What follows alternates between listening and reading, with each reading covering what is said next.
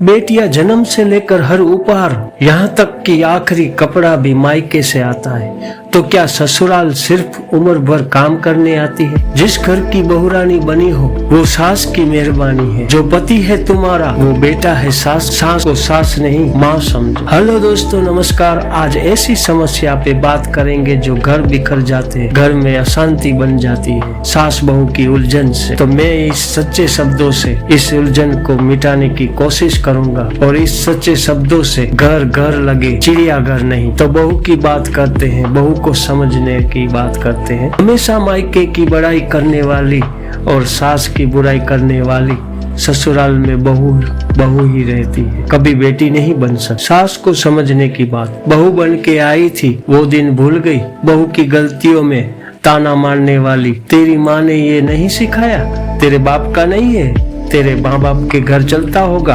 हमारे यहाँ नहीं। वह सास कभी माँ नहीं बन सकती। जिस घर में ऐसी सास और बहू रहते हैं वह घर शमशान के समान है। वह घर में शांति नहीं रहती। वार त्योहार बिगड़ जाते हैं, खुशियों का माहौल दुख में बदल जाता है। माफ करना मेरी बातों से सास और बहू को दुख पहुँचे तो मैं दुख पहुँचाने नहीं आया, इस चैनल के द्वारा दुख मिटाने आया हूँ, हर एक के घर में खुशियां देने आया हो। तो दोस्तों यकीन मानिए, सास बहू का रिश्ता माँ बेटी का रिश्ता हो सकता है।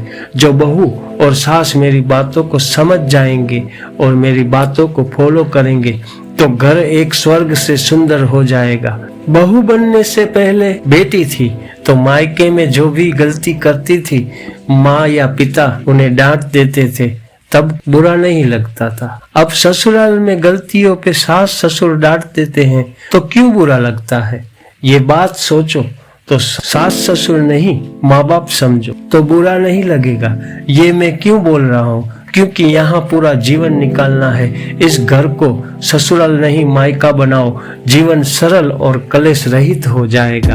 और सास भी समझ ले, सास हमेशा बेटी का ससुराल अच्छा ढूंढती है क्योंकि बेटी खुश रहे। बहू भी किसी की बेटी है, बहू के माँ बाप ने भी ससुराल अच्छा ढूंढा है, तो तुम क्यों बिगाड़ रही हो? ताकि बेटी खुश रहे तो तुम क्यों बिगाड़ रही हो? अपनी बेटी के बारे में इतना अच्छा सोचती हो तो बहू के बारे में क्यों नहीं? ये समझो, तो बहू को बहू नहीं बेटी मानो तो घर शांति से भर जाएगा। ये बात तो सच है दोस्तों, जैसा बोओगे वैसा पाओगे।